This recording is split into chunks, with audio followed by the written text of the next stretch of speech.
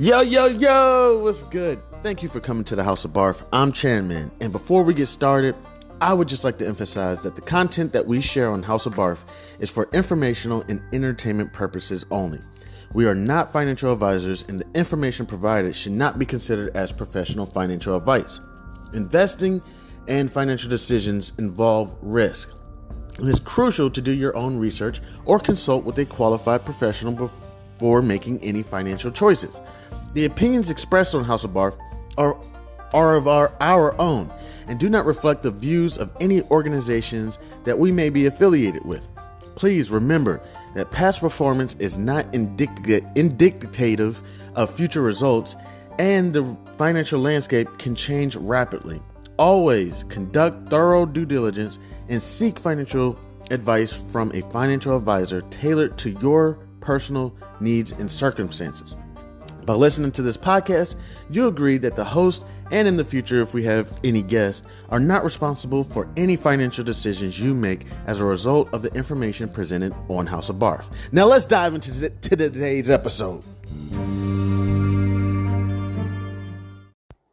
Yo, yo, yo! What's good? It's Chairman House of B.A.R.F. How's everybody feeling? I hope wonderful. I was just sitting here and not doing much, and just had a couple thoughts that came to my mind of cause I got asked the other day, because I've told people I've received a sponsor before from podcasting, and some people were like, when did you ever podcast before? And I was like, a while ago, like 2000. I'm trying to get my bev right now. I try to have a bev with y'all whenever I do this. I'm getting my Welch's. Goodness gracious. Let me set my phone down real quick. Man, I got all this paperwork I gotta fill out. Man, this shit is not fun, dog. It's not even. Man, it's these legalities that I'm going through. And this shit is not fun at all. So I'm spending my time on the weekends and shit trying to fucking get all this paperwork done. Man, it's tiresome. And also, you just don't feel like doing it. I also got me a little bit of yogurt right here. I'm sorry, I didn't hand I got a little bit of yogurt. So I got some Concord Welch's grape juice from Kirkland's. I also got some Fayet. It's funny how they got to put the pronunciations right next to the name. But I got some Fayet yogurt right here. Fantastic. My granola got called back a little while ago. I bought some granola, and I got an email. Hey, could you bring that granola back? We're thinking it may have salmonella. I'm like, oh shit, So recall, I didn't buy another bag. I haven't been back to buy another bag. I'm gonna kind of let the bugs get out before I buy another bag of granola. But yeah, I was just sitting here thinking. I was like, you know what? This would be a good time for me to share the story a little bit. Because I don't really share a lot of information. I do a little bit on this podcast. I try to share because these are a bunch of individuals who don't know shit about me. And it's like, why the hell would I listen to this guy? Or should I listen to this guy? Or whatever. I don't know nothing about this guy. So I try to share a little bit of information. I was also talking to some family, and they were even like, we didn't even know you worked for a broker-dealer at some point. I was like, yeah, I worked for a broker-dealer. How I tell you that all these institutions are broken up into different categories. You got your family exchanges, where they really just deal with families. I forget what they call them. I think they're, family office exchanges or something. I'm surprised they haven't gotten into a fight with Fox, the network, but because I believe they call them Foxes. Essentially, they're family office exchanges, if I'm correct, and it's spelled FOX or something like that.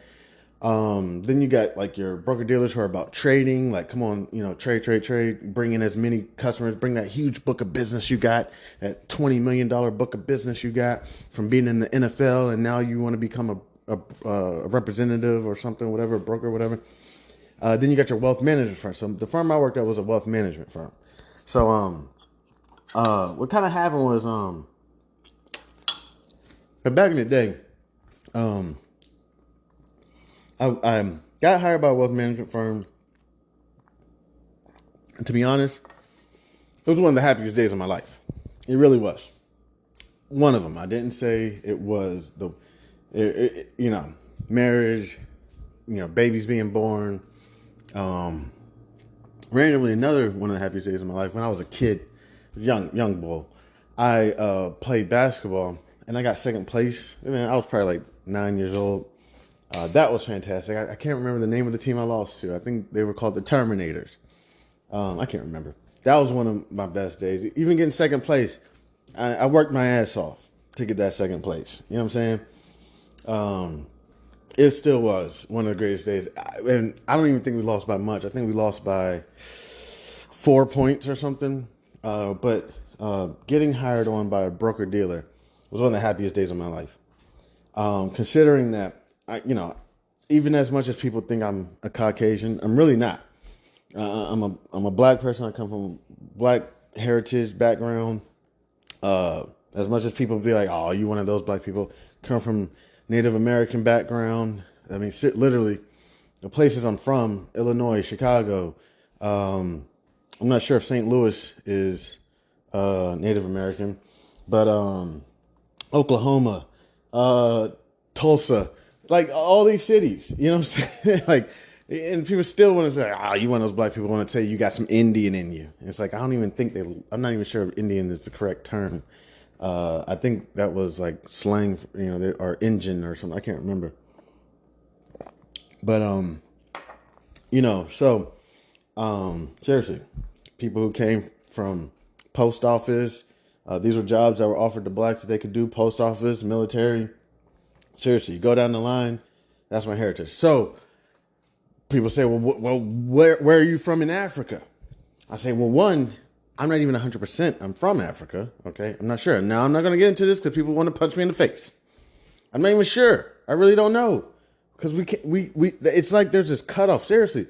I've had family members go back and back and back, and there's like this cutoff that we can't figure out of did we come from Africa? Did we, were we possibly from America already? May even be we might have been from France. We don't know. We could have been from France and got exiled and came to North America. We have no idea. There's like this cutoff that we're trying to constantly get through.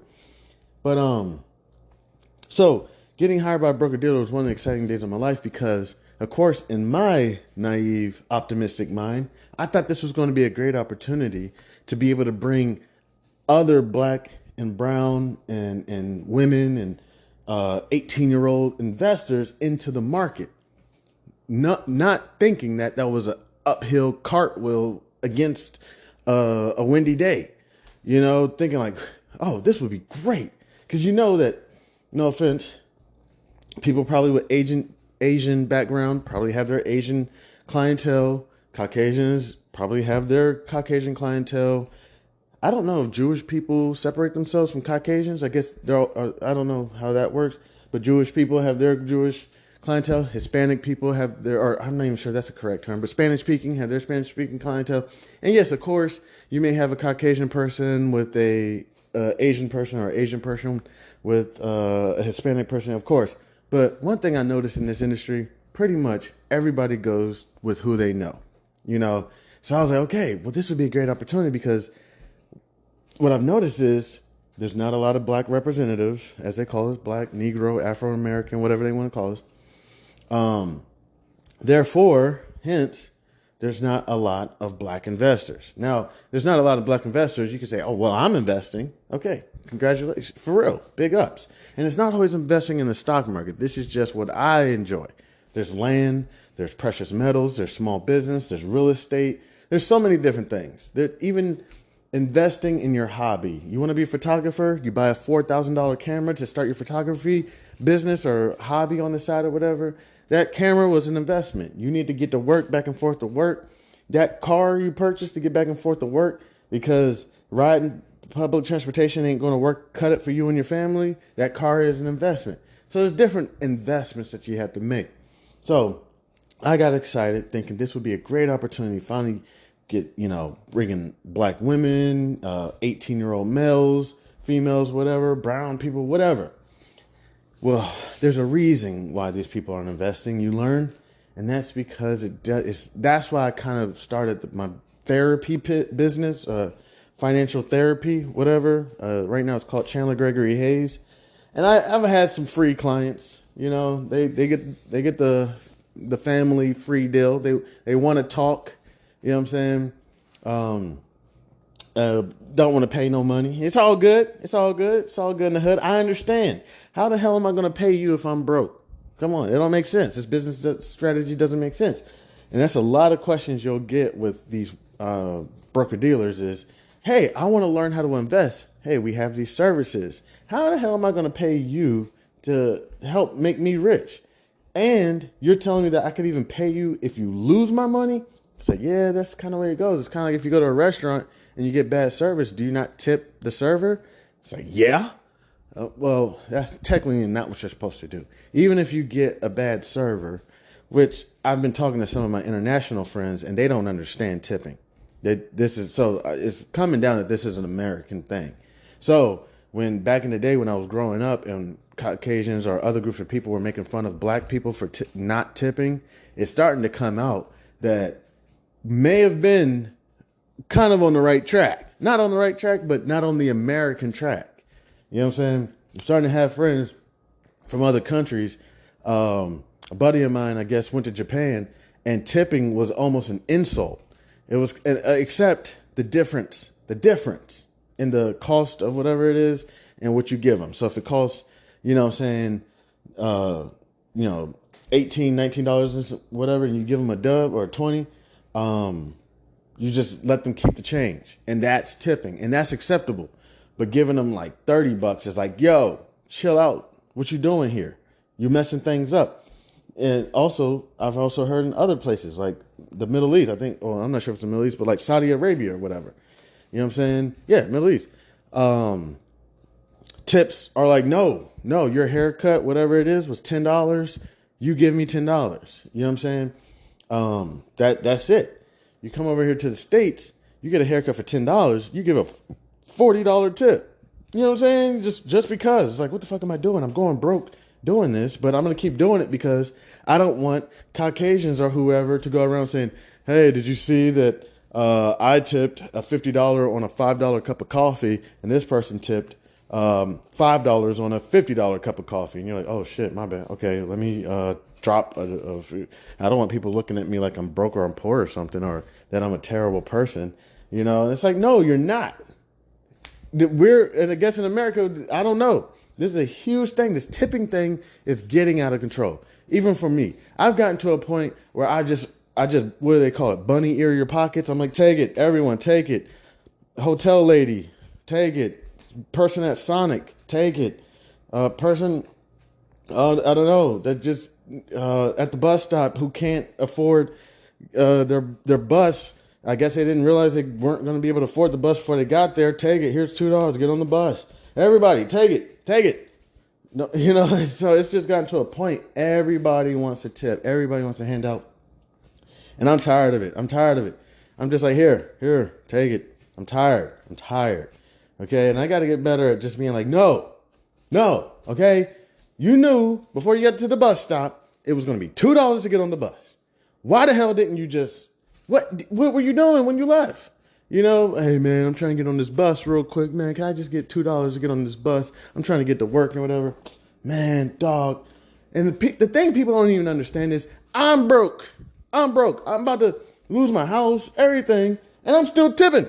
I'm still helping people out on the corners or whatever. I'm like, you know what? God has blessed me. I'm good. You know what? Let me just go ahead. It's just money.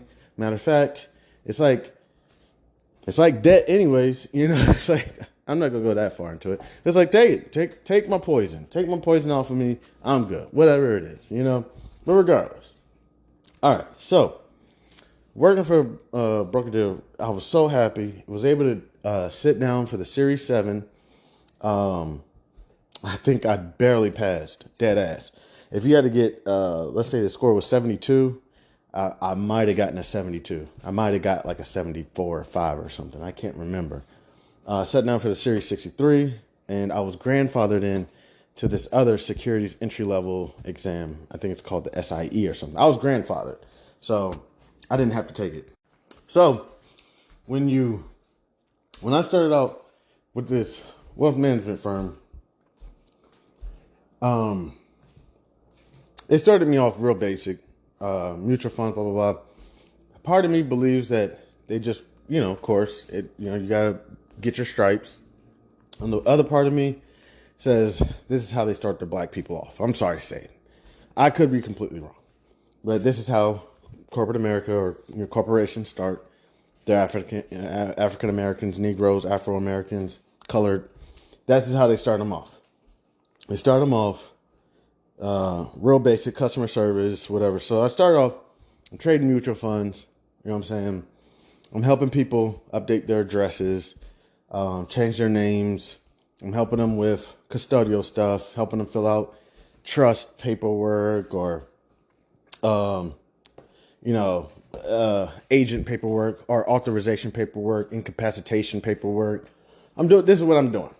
I'm doing this, and I'm also helping people trade their mutual funds. Now, mutual funds, they had no issue. I'm helping people trade their mutual funds. Then after that, I was fortunate enough to be part of the team, the organization as a whole. But I was able to be part of the team of individuals who brought brokerage to this mutual fund company. The CEO did not believe in things such as brokerage or ETFs or whatnot. But around the time I was there, around 2016, 17, something like that, the company went into a different direction and started bringing in ETFs, stocks. They went brokerage. I believe, I'm not sure what year the index fund came in, but index funds as well. Essentially, don't quote me, and I don't feel like looking it up. Index funds is basically, if I'm correct, just basically a fund that trades based off of the benchmarks. So you have your NASDAQ, your S&P 500, your Dow Jones, your Russell 2000, whatever. And these index funds basically, trade off of those benchmarks. So, for example, one benchmark, let's just say with is like SPY, ticker symbol SPY. If I'm correct, that's Spider's S&P 500. That would be their index fund.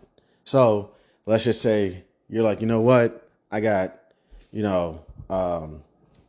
what is SPY right now? I don't know. It's approximately like $400, $430, some shit. I don't have my laptop and everything up right now. And the market is closed today. It's January 6th, 2024, Saturday. Market's closed right now. So you say, man, I got $500 to invest. What do I do with this? Not giving out advice, recommendations, guidance, not coaching, none of that. So just a hypothetical, theoretical question. Hey, I have $500. What should I do with that? There's this one concept that just pisses me off. When I told you I get excited around bringing in black people and bringing in brown people and bringing in minorities, women, 18-year-old people, geriatric people who never invested. I'm excited about this. But you start to realize why these people aren't investing. And one thing that's huge that comes out all the time is a couple things. One, what are you doing with your money? What does that have to do with your money? That's one huge question. So you have a whole conversation. You've been sitting there for 30 minutes, an hour, talking strategies, different things, what a stock is, blah, blah, blah, blah. And then the one question you're going to ask is, well, what are you doing with your money? What does that have to do with anything right now? What I'm doing, what's good for the goose may not be good for the gander. The saying is what's good for the goose may be good for the gander. Essentially, what's good for the female goose is good for the male goose.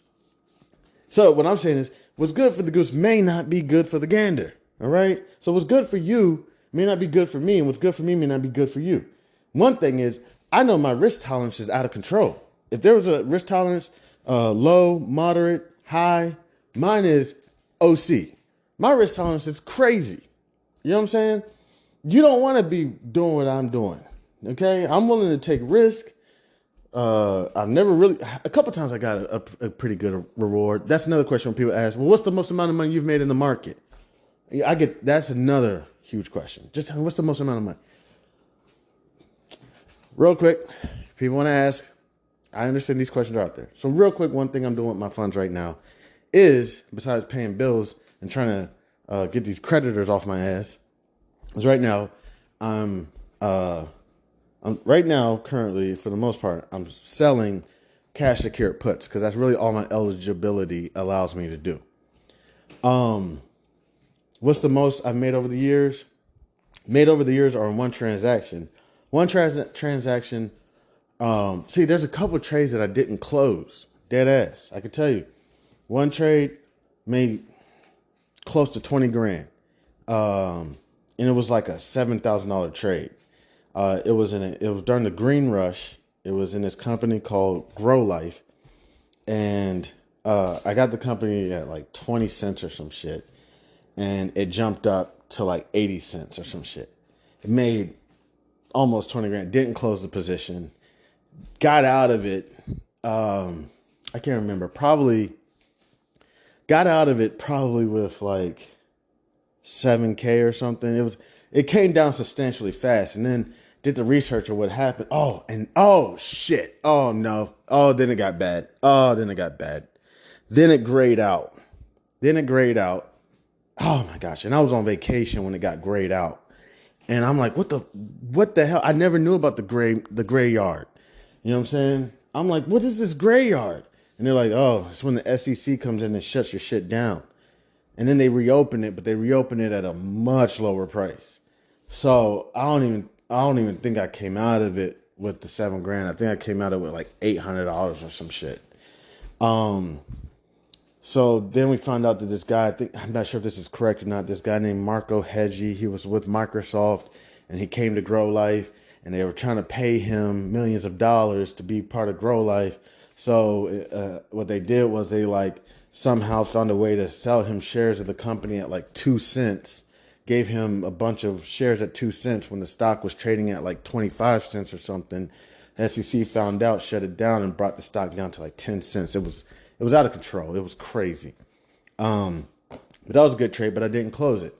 Then there was another trade on Marathon Oil. It was about another 20K.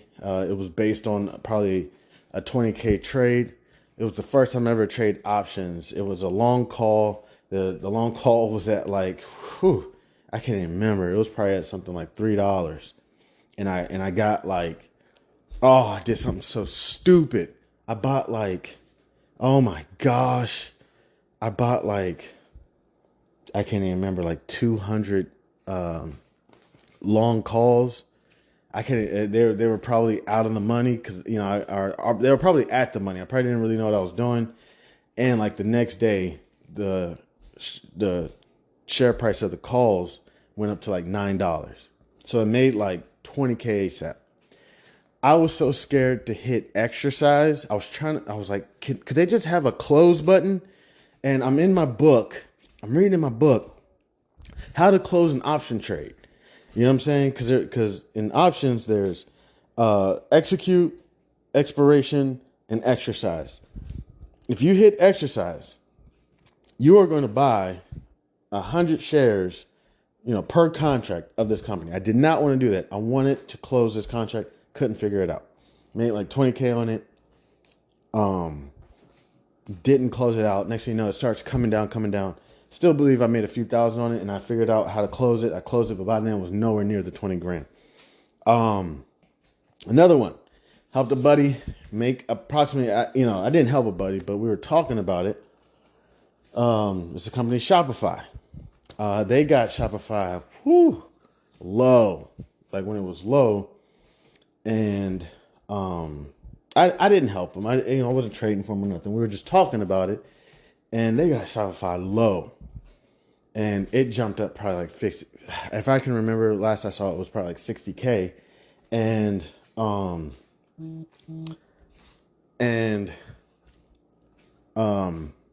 they didn't close it,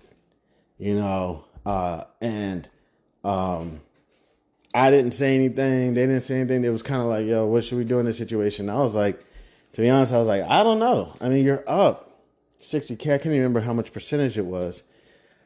And I was like, I don't know, man. Now at this time now, I'm just like, oh shit. I could have told him, anything. Oh, this was around 2020. So they got Shopify in like 2000, maybe 18, 19 or something like that. Now it was 2020 and Shopify shot up to, let's say they got it, I can't remember, at $35. Now this shit's trading, it was trading at a ridiculous amount. It was trading like $150 or something. This person purchased probably about, I don't know, 700 shares or something. And this is just a buddy, you know what I'm saying? We're just talking about it, you know? At this time, I wish I could have said something like, hey, set your stop loss. Gosh darn it. Or, go buy a put, something. Go sell short calls at the money or in the money. Something. I didn't know. I was like, I don't know, dog. I don't know what to do. And they didn't do anything. And next thing you know, man, they got out of the position. Oh my gosh. They got out of the position. And the thing is, I was kind of like, even when it came down, because during COVID, and then it split during COVID as well. So the price came down tremendously. You know what I'm saying? So they ended up having a bunch of shares, probably closer to now 1,000 or something like that.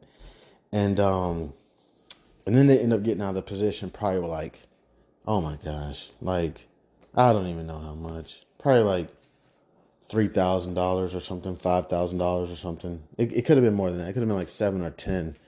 But I was like, yo, like at this point, it was like, dog, like, I mean, you're down, you know what I'm saying? You're still confident in Shopify, like we can still figure this out. To be honest with you, nah, I'm not even gonna keep going into it because there was some more information. I was like, yo, like, dude, like chill. Back then, yes, didn't have the information. 2020, didn't have the information. It's 2024 now. You know what I'm saying? We got more information now. We can figure this out. And it's like, nah, man, I can't remember how much it was, but I'm up, like 5,000, 6,000, 7,000. I can't remember. And I was like, I'm just going to go ahead and get out. And then I'm like, dog, I don't know. I'm not giving out any recommendation, coaching. Congratulations on it all. But it was like, yo, you seen what Shopify can do. Like, you seen it. It's been going through a struggle. People are not selling businesses online right now. COVID and whatever else. It's like, yo, but you seen what it can do. Like, do you really think it's like, I'm just going to get whatever I can get and get out? Like, all right. If that's your strategy, stick to your strategy. Don't ever negate from your strategy. That's your strategy. Stick to it. So those are a few of my good stories, or not good stories, but there were travesties. But those are some of the instances. So as far as realized, to be honest, I can't even really think of any. I'm not saying that it's never happened. I get, when they get realized, I really don't even really think about it. It's kind of like I do it and I'm gone. Like, that's it. So I remember those because those were epic milestones in my life. Those were, I could even tell you about another one that I didn't even really lose that much. I hit limit price instead of stop price. That was an epic day for me, and that happened a couple days ago. I did 2 of them back to back. 2 of them back to backs. Hit limit instead of hitting stop. So sold the price at a much lower price. And you may say, well, isn't the limit, isn't it even supposed to sell at the next best price? Yeah, you would think so. I don't know if it totally works. But yeah, no, that was an epic day for me. I probably only lost maybe $100 that day, But the thing about the big gains, the reason why, I've had a couple substantial gains. But the reason why I don't really think about them is because, they were like companies that I purchased and held for like 4 years, 5 years. Google, Amazon. No, not Amazon. Amazon really never been in my portfolio like that. And that's one of my fuck ups. I should have been had Amazon. But Google, whatever it is, the various companies. And what I do is, I bought them when I was, I don't know, let's just say 18, and I didn't sell it till I was, oh shit, Tesla. That was a mess up. I botched that one good. I got it probably below $90. Probably got it about $70 or some shit, $75 some shit. This joint wants to jump up to, I don't know, $400 or some shit. You know what I'm saying? I'm like, oh shit. So I got Tesla early, like way early, like 2000, and it was one of the former President Barack Obama elections. It was one of those times. I can't remember if it was 2008 or 2012. But I remember at the time I'm looking into this Tesla company, I remember former President Barack Obama was running for office. So I can't remember what year it was, but it was one of those years. I want to say 2008. Not sure. Got into it early. Probably like $70, $75. I don't get out of Tesla till years later. It's running up now to $400 or $500 or some shit. I decide that I'm going to do the prudent thing and close this order down. Next thing you know, like a year later, this joint wants to jump up to like $2,000. Okay, so that was one. But yeah, a lot of the times when I have big gains, it's usually some mutual fund that I've been holding for 5 years. Because I wasn't really trading ETFs back then. It was usually some stock that I held for 10 years, 10 years. That's why when everybody looks at me trading and talking about trading, a lot of people think that I'm a day trader, and I'm not. For years, I wasn't. I day traded a little bit around that green rush area time. That's probably like 2013, 2014 or something. Did a little day trading then. Prior to that, wasn't doing day trading, was long-term trading. And then went back to long-term trading from 2014, 2015 to 2020, 23, you know. And now I'm back to day trading. So people think like, oh, you're always looking at the market. You're always trading. It's like, yeah, you see me trading, but I'm not like this Google stock. I've had that for 8 years. You know what I'm saying? This stock I've had for 5 years. What I'm doing is I'm rebalancing, finding new companies. This company named Square is going public. I really think that this is going to be a great opportunity. What they do is peer-to-peer cash transactions. I think this would be a great opportunity. This company called Zynga, they do mobile gaming. They started off with Facebook. I think this may be a great opportunity. I really didn't even make a lot of money off Facebook. I did trade Facebook a little bit. Didn't make a whole lot of money off of them. So, you know, that's more so what people see me doing. And then I buy it. Essentially, the terms I set and I forget. Now, one thing I'll mess up with long-term trading, you can still use order types. Now, it depends because I'm not sure if brokers allow it all the time. If you're going to like set some outrageous price, they may say, look, that price is way too far out. Man, my house is falling apart and I'm trying to contact these builders, man, because I'm like, dude, this house is falling apart and I've only been here 3 going on 4 years or, 4 years now. And this is ridiculous. And they're like, oh, it's not under warranty. But I'm like, yo, my house is falling apart. Oh, well, this is what happens when you get into a house and it shifts and whatnot. I'm like, so my whole house is just supposed to fall apart, but this is part of being a homeowner. It's like, nah, dog, there's a difference between being a homeowner and your house falling apart. I would have got an old house and renovated it if I wanted to do all this. Instead of getting a new house, you at least hope that the shit will stay together for, I don't know, 10 years maybe. I don't know. Some shit you would expect to not fall apart for maybe even longer than that. But I don't know. Whatever. I'm not complaining. I'm just explaining. But regardless, yeah. So you have these experiences that you go through. But these are a lot of questions that people ask. You sit down with them for 30 minutes, an hour. You're going over things. You think it's going a good direction. And people want to ask, well, how much money have you made in the market? Not much. I'm broke. Okay. I'm broke as fuck. All right. Well, what are you doing with your money? Like, it doesn't really matter. But I'll tell y'all right now, I'm selling short puts. Okay. I'm selling short puts. I'm collecting premiums. And if I get assigned, I get assigned. It's okay. I'll sell another short put. If the stock keeps dropping, sell another short put, try to get a lower cost basis. And then if the stock begins to turn around a little bit, I'm going to start selling short calls in it, still collecting premiums. And then I'll get assigned on the short call and I'll lose I'll be out of the position. So these are a couple things I'm doing right now. My funds, if people want to know. It's not, to be honest, it's really not important to me. The information is the information. That's all it is. It's the information. It's not recommendations. It's not telling you what to do. These strategies are available. This information is out there. You do what you want to do with it. If you say this is my strategy, I just sell short puts. That's it. God bless you. Go ahead. Just to let you know, you can set order types or whatever you want to do. No, that's not what I do. Okay, fine. I'm not sitting here telling you what to do. So, but getting back to it real quick. So got with the financial company, selling mutual funds, or buying, selling mutual funds, whatever it is. Exciting time. Doing fantastic. I'm passing the Series 7. I'm passing the Series 63. Grandfathered into the SIE, whatever. Doing great. I don't know how much of the story I want to give, but essentially, some family situations come up. At the time, I'm not living in Maryland. I'm out of state. Some things go down. I'm going back to Maryland.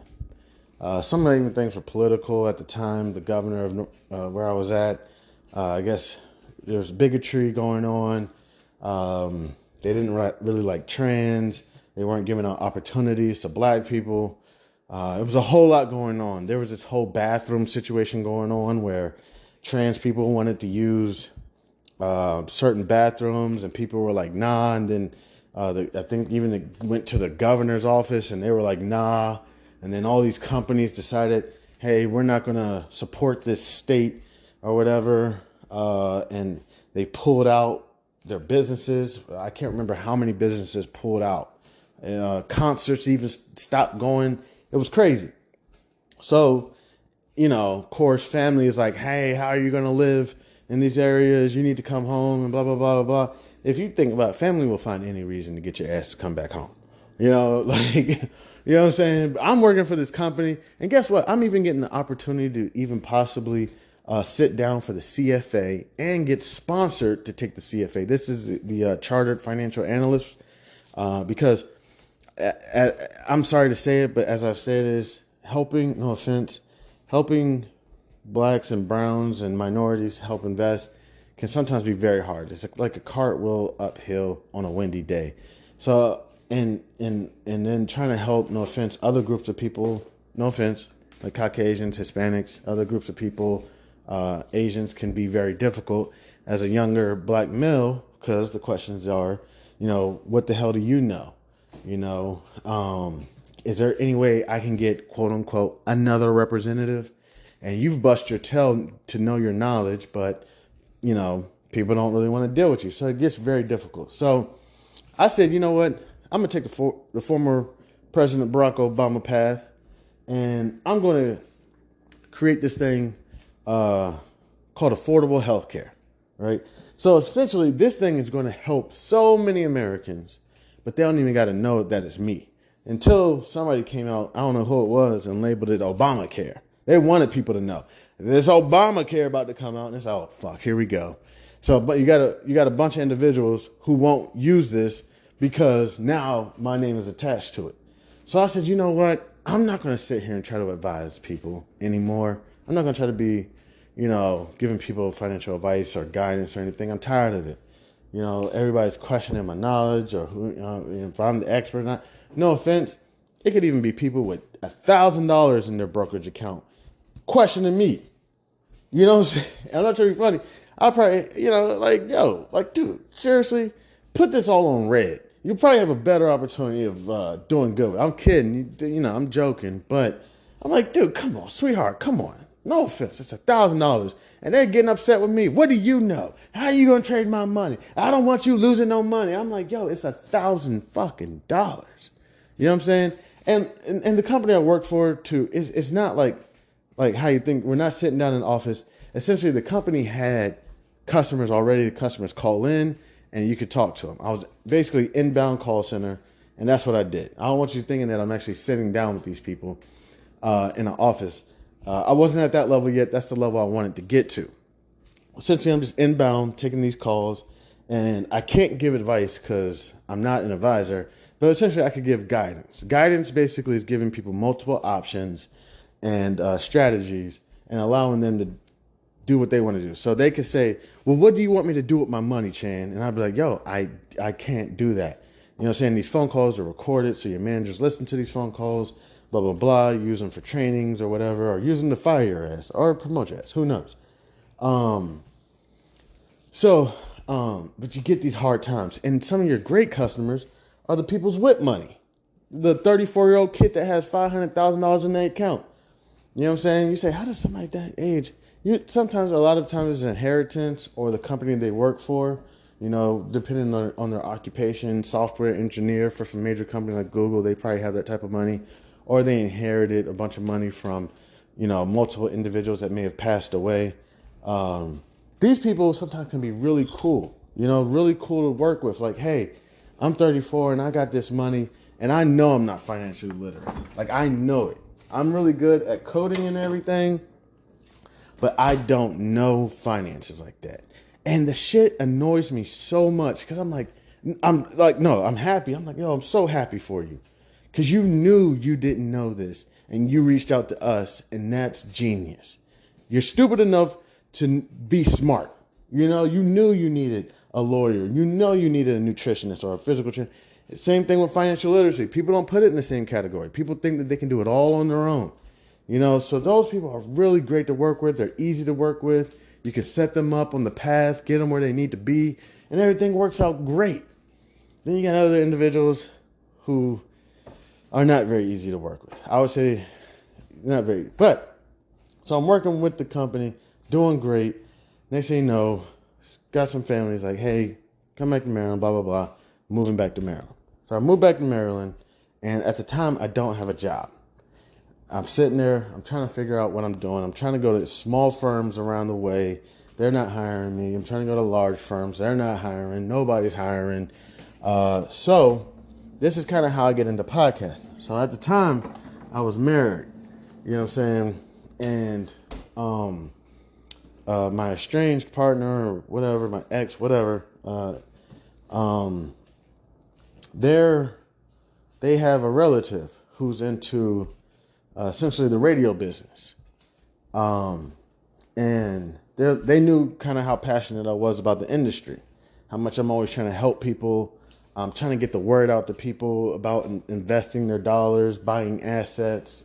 You know what I'm saying? Not necessarily stock market. Everybody always wants to talk the stocks and bonds. And, and also I'm not the expert of all finances. So people will be like, well, what do you know about commercial real estate? Nothing. You know what I'm saying? And then all of a sudden, when you say you don't know anything about commercial real estate, then it just totally wipes anything else you know about anything about finances. And it's like, oh, well, I can't deal with you. That's it. And it's like, dog, I don't know anything about, I damn near don't know anything about real estate. I don't know shit about taxes.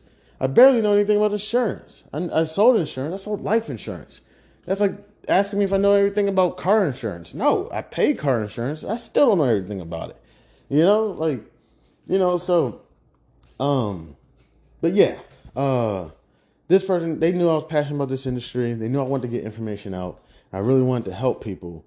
So this relative of my estranged partner or ex or whatever, decides that she wants to tell me about two things. I remember she introduced me to this guy named Gary V, very inspirational, motivational speaker. So she wanted to get me on the Gary V. I'm assuming to keep my mind straight, keep my mind focused. And to be honest, I still listen to Gary V to this day. To be honest, I actually have one of his group chats. It's like a fake group chat, but you could talk to Gary V. More so, I believe he's talking to me. I can't remember the phone number. I think it's like 212 or something. If I look it up right now, I can find it. But it's a Gary V group chat, and I'm a part of it. And, he sends occasional motivational. I want to let you know 2024 is going to be your year. Stay positive. If you want, I'm going to be live on this, and you can just join. Sometimes I do join, and I listen to him talk. To an extent, I like Gary V.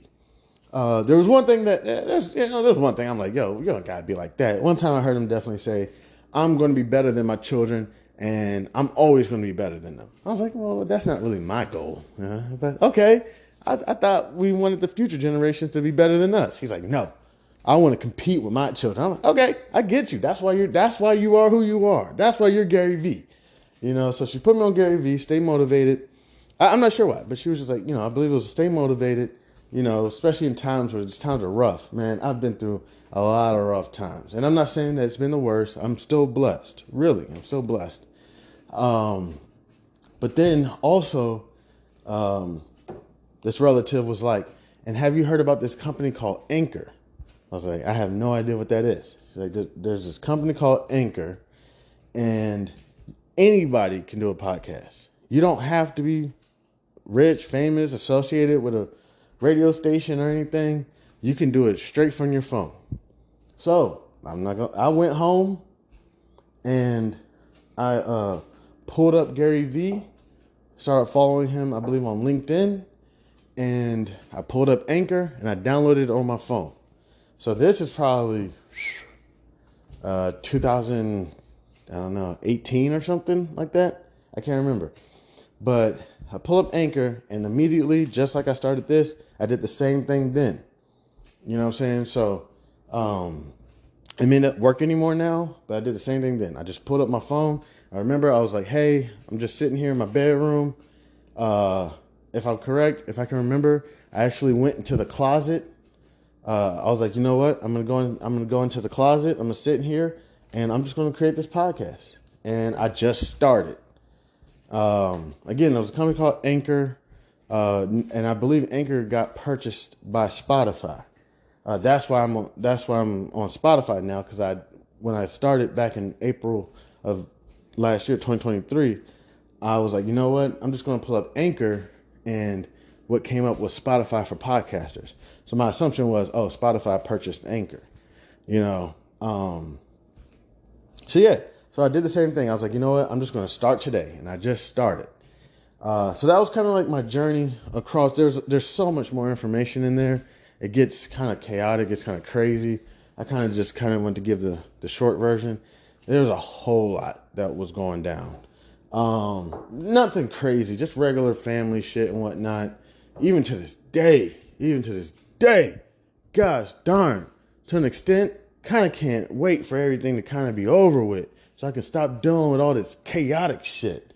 You know what I'm saying? But that was kind of journey. So what I'm trying to do now, I'm trying to get back to possibly the financial industry.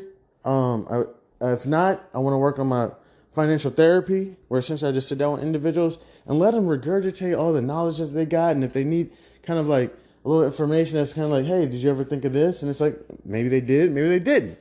You know what I'm saying? We just talk financial therapy. Then I want to work on some community outreach.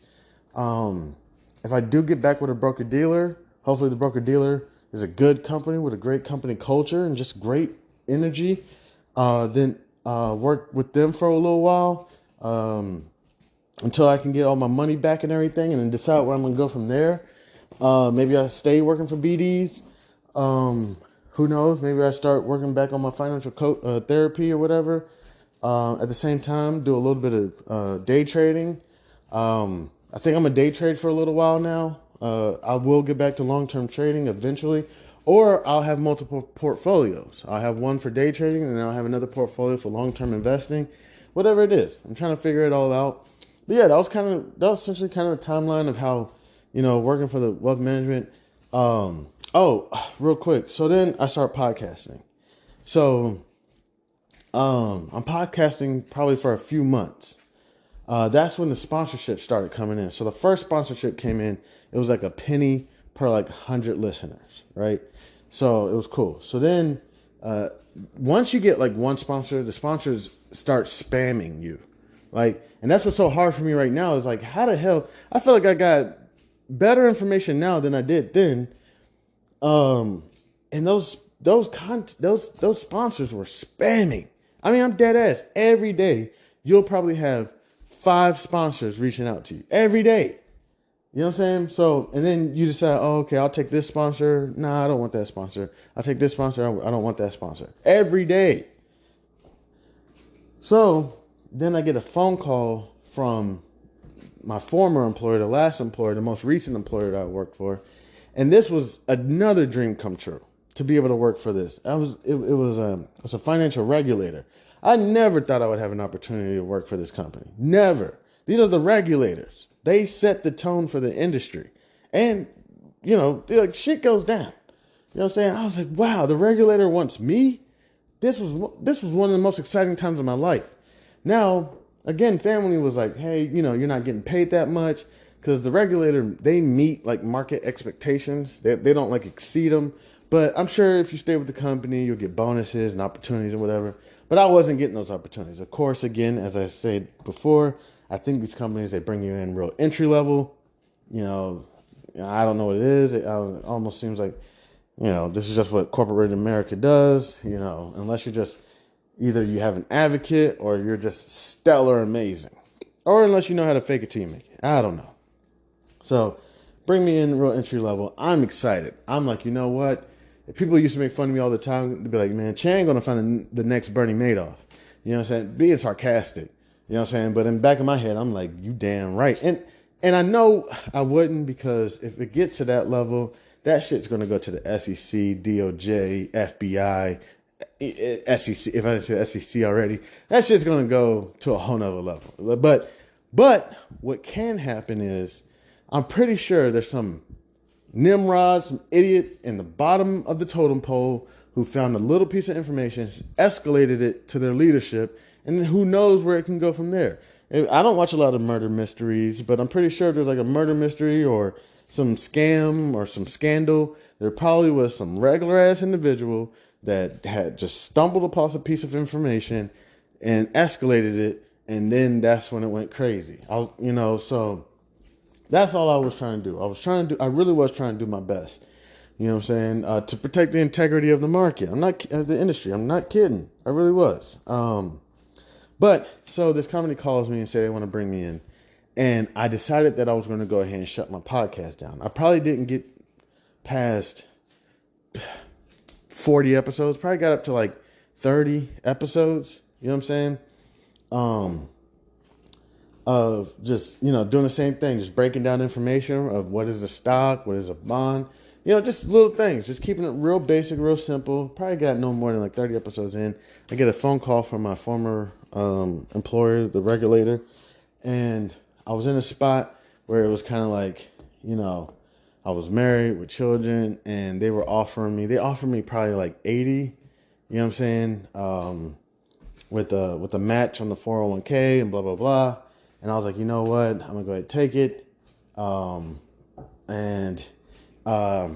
went to Anchor because I didn't want to have conflict of interest with the company, because you had to sign all these documents and everything basically saying that you don't have like a financial company on the side, or, saying you don't plan on making any money on an outside business activity or something.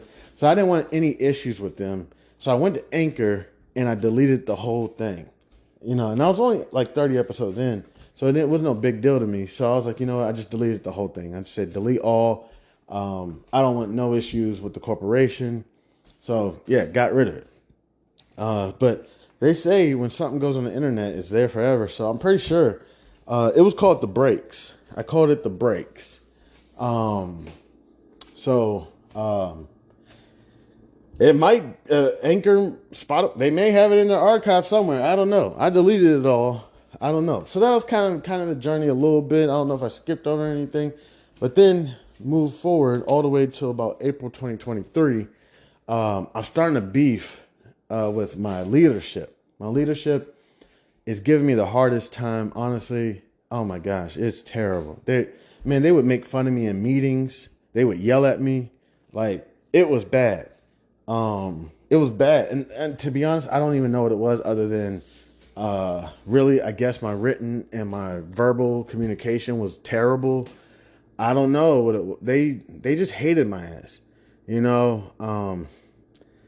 oh my gosh. I really felt like the stupidest person on earth for probably 2 years. It was awful. It was god awful. I would go into meetings, like, real quick. So one time I missed a training. This training, if you missed it, cost the department money. I missed this training. I'm swamped with work. They know I'm swamped with work because they're giving me all this work that I'm swamped with and letting me know that I'm swamped. So I skipped the meeting to get some work done. Cost the department $150 or some shit. Right? This is shit I'm not even really supposed to be talking about because this is like I got some shit going on. I'm not even supposed to be talking about this shit right now. But I went into a meeting and I'm trying to be a gentleman. My manager is in a meeting talking to another one of my managers. One is like a department lead, and then there's like my direct manager. My direct manager is talking to like the department lead, and they're literally in this meeting making fun of me for missing this meeting because he was swamped with work. And I'm like, I'm sitting right here. I'm sitting right there in the meeting. It was a Zoom meeting. I'm sitting right there. Like I'm sitting there listening. Like I'm sitting there like putting on that dumbass smile, like you know. And I'm sitting right there, and I promised they kept talking about it. I would have gave them like a full minute, like 2 minutes, while I'm sitting there listening to them talk about how if he would have just reached out to us or something, you could have just reached out to us. Man, I'm telling you, man, these people were terrible. Terrible. I mean, I don't even know what terrible means to an extent, but I mean like where that word came from. But I guess if you rip the bull in half, that has to be bad. I mean, you know how hard it probably is to rip a gnar or a bull in half? That's probably, it was terrible. Awful. It was god awful. I'm sorry. It was bad. I got way more stories than that. Like way more. It went on for approximately about 2 years, from about 2023 probably back to about 2021. Like it went on for like 2 years, and I'm sitting there thinking I'm gonna work hard and I'm gonna be the best I can, and I'm gonna protect this industry, geriatric people, young people, people of color or whatever. We're going to take care of these people, and we're going to do the best we can. This is what I'm thinking in my head. Didn't realize that day there was another story coming. Man makes a plan, God laughs. So it didn't go well. And then that's when I said, you know what? It got to a point where they were like, we're going to terminate you. There's some other shit that they tried to pull. They're trying to pull right now, talking about, I don't even talk about they ain't terminate me. It's some technicalities that I really I can't touch on right now. Talking about they ain't terminate me. For 2 years they tortured me, and then they talking about we didn't terminate him. Nah. When all this shit is over and done with, it's just only with that. There's only a couple more missing pieces, not much more, but. Essentially, they're trying to do no. And I'm like, look, go over the paperwork. Follow the trail. Follow way back in July or February or whatever, 2021, when I switched teams. And that's where it all started beginning. That's when it all started. When I switched teams for the first time, shit went way left. And I had nothing but the best intentions. God is my witness. You know what I'm saying? So follow that trail and go forward, and it got to all be right there. You know what I'm saying? And they set you up because if you send shit to your personal email or if you print some shit or shit, they find out. So when people are like, "Hey, do you got any information?" It's like, no, because if I would have printed it out or if I would have sent it to my personal email, they would have found out immediately. I'd have been terminated ASAP. Maybe I should have did that shit, but I didn't. Because I was constantly trying to fight to keep the role. So all that shit's going on. So it gets to a point where they're like, we're going to terminate you. Like point blank, plain simple. We're going to terminate you. This is it. All right. They've been written up, probation, blah, blah, blah. We're terminating you. All right, fine. I'll lose my shit.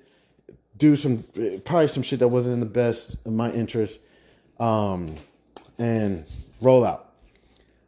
Well, I didn't roll up, but I'm not going to touch. But I'm not going to touch on it real quick. So scratch that. But probably did some shit that wasn't in my best interest. Basically, that's when around April 28th, around that time, when they basically was like, "Yo, you're terminated." That's when I pulled up the phone and was like, "Yo, I'm just going to go ahead and do the breaks again." This time I called it House of B.A.R.F. business, accounting, regulation, and finance, and just to have fun. I needed to lift my spirits, have some fun. Got a lot of people on my neck all the time. Just so I was like, you know what, I'm gonna have some fun. I'm gonna talk about business, accounting, regulation, and finance. This is gonna be great. And this is kind of how House of B.A.R.F kind of came about. So I'm gonna go ahead and stop there. I want to say thank you so much to anybody and everybody who decides to stop by and kick it with your mans. I appreciate it. I hope you have a wonderful weekend. If you're in Maryland, stay warm. Supposedly we got some snow coming in. I'm excited. I'm a winter baby, so I love the winter. So thank you so much. God bless you. Stay safe, stay warm. If you got family out there in Japan or out there in Ukraine, Russia, or any other place that we're at war, whether it's in Sudan or whatever, or wherever we're at war, Israel, Gaza, please, we pray for you. Please stay safe. Keep your mind right. Keep your health right. I'm sorry about all this.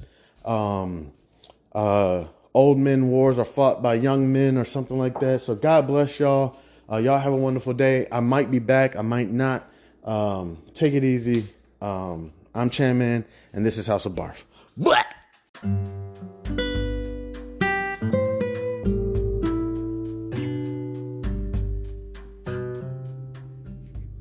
I am thrilled to introduce you to an exciting new storybook journey that I believe will capture your imagination. Allow me to present Langston Manxon's Coolamade Stand Adventure, a compelling short story that promises to transport you to a world of interest, excitement, and learning. The title of the book is Langston Manxon's Coolamade Stand Adventure by Chandler Hayes. In a world of colorful imagination and captivating stories, a new children's book has emerged to empower our young minds with crucial life lessons, life skills, and financial literacy. Langston Manxon's Coolamade Stand Adventure is a cheering short story written by a talented Black author who understands the importance of equipping our youth in the early stages of life with the tools they need to navigate the realm of money, savings, and smart choices.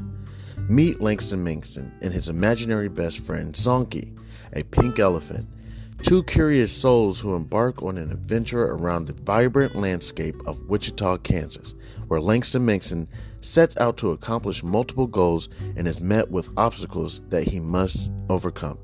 Langston Manxon and Zonky discover valuable lessons of talking about finances in the home in order to gain knowledge.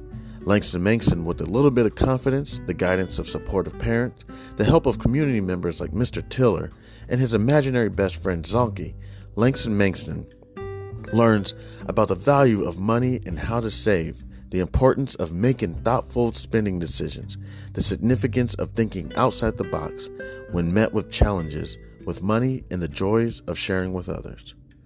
Through relatable experiences and engaging storytelling, young readers are introduced to the fundamental concepts of money, such as earning, saving, and spending responsibly. Langston Manxon set savings goals, teaching children the importance of planning for future needs and dreams.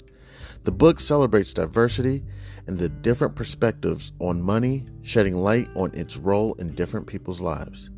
The characters' interactions emphasize the joys of serving others, the gift of sharing, and making a positive impact in their community. The pages of Langston Manxon's Coolamade Stand Adventure come to life with vibrant illustrations. The colorful and imaginative visuals not only captivate young readers, but also enhance their understanding of complex financial concepts. Langston Manxon's Coolamade Stand Adventure is coming soon to bookstores and online realtors. It is a must-have addition to any child's library, fostering essential life skills while sparking the joy of reading. Empower the young minds in your life with the gift of financial literacy and imagination. Join Langston Manxon, Zonky, family, and friends on their extraordinary journey of running a drink stand to set them on the path of a brighter future. Your opinion means a great deal to me. I would be honored if you would consider exploring Langston Manxon's Coolamade Stand Adventure and sharing your thoughts. Your feedback could play an invaluable role in shaping the future of this project. If you have any questions, comments, or would like to discuss the book further, please don't hesitate to reach out to me. Your support in spreading the word about Langston Manxon's Cool-Made Stand adventure would mean the world to me, and I deeply appreciate your consideration. I am a passionate advocate for financial literacy. Me, Chandler Hayes, and am excited to join the community of storytellers with a background in finances. I am driven to inspire children to embark on their own adventures of learning and discovery through the power of literature. Langston Manxon's Cool-Made Stand adventure is a heartfelt endeavor to promote financial literacy in a fun and accessible way. As a Black author, I'm committed to providing children of all backgrounds with the tools for success, and I am proud to contribute to a more financially informed generation. Thank you for taking the time to explore this advertisement, and I look forward to the possibility of sharing this extraordinary literature adventure with you. Please feel free to contact me. You can reach me at the email c287gph@gmail.com. All right, thank you. Warmest regards. Have a great day. God bless.